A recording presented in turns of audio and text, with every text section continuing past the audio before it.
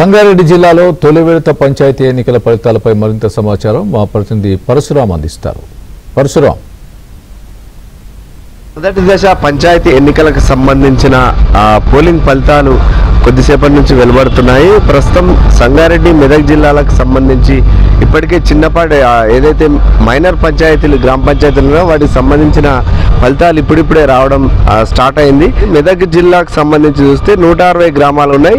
ఇందులో ఇప్పటికే 14 గ్రామాలు ఏకగ్రీవం కాగా 411 మంది అభ్యర్థులు బరిలో ఉన్నారు. సంగారెడ్డి జిల్లాలో 136 గ్రామాలకు ఎన్నికలు జరుగుతుండగా 7 గ్రామాలు ఏకగ్రీవం అయ్యాయి. 394 మంది బరిలో ఉన్నారు. అయితే జిల్లాల వారీగా ఒకసారి పరిశీలిస్తే మెదక్ జిల్లాకు సంబంధించి హవేల్ గన్పూర్ మండలంలో ఎక్కువగా కాంగ్రెస్ బలపరిచినటువంటి అభ్యర్థులు విజయం సాధించినట్టుగా ఇప్పటివరకు వచ్చినటువంటి ఫలితాలను బట్టి తెలుస్తుంది. మెదక్ నియోజకవర్గం పాపనపేట, అదేవిధంగా ఆందోళన కాన్స్టిట్యున్సీ మా మంత్రి దామోదర రాజనరసింహ ప్రాతినిధ్యం వహిస్తున్నటువంటి ఆందోళన నియోజకవర్గం టేక్మాలు, అదేవిధంగా అల్లాదుర్గం, రేగోడ్ మండలాల్లో కూడా కొంత కాంగ్రెస్ అభ్యర్థులు ఎక్కువగా విజయం సాధిస్తున్నట్టుగా మనకు సమాచారం అందుతోంది.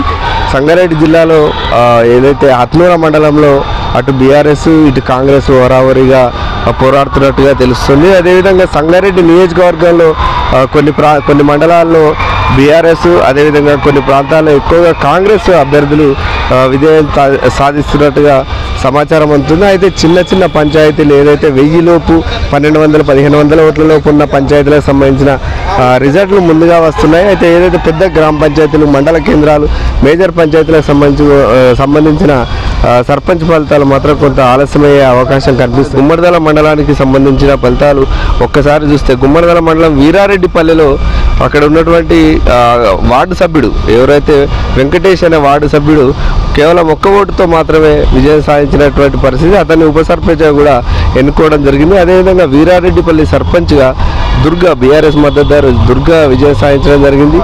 ఏదైతే ఇప్పటికున్నటువంటి ఫలితాలను బట్టి గమనిస్తే కొంత కాంగ్రెస్ ఆధిక్యత కనబరిచినట్టుగా మనకు తెలుస్తుంది. అటు మెదక్ జిల్లా కావచ్చు, ఇటు సంగారెడ్డి జిల్లా కావచ్చు, స్పష్టంగా అధికార పార్టీ తన హవాను కొనసాగిస్తున్నటువంటి పరిస్థితి అయితే కనిపిస్తుంది. అయితే ఇప్పటి వరకు కేవలం 30-40% మాత్రమే ఫలితాలు వచ్చాయి. మిగతా పెద్ద గ్రామ పంచాయతీ, మేజర్ పంచాయతీలకు సంబంధించిన ఫలితాలు రావడానికి ఇంకా కొంత సమయం, రాత్రి 8-9 వరకు కూడా ఆ ఫలితాలు వచ్చే అవకాశం ఉంది. మొత్తానికి కాంగ్రెస్ పార్టీ ఈ మొదటి విడత తొలి దశ గ్రామ పంచాయతీ ఎన్నికల్లో స్పష్టమైన ఆధిక్యత కనబరుస్తుందని చెప్పచ్చు. కెమెరామెన్ నారాజ్తో పరశురామ్, ABN ఆంధ్రజ్యోతి, సంగారెడ్డి జిల్లా నుంచి.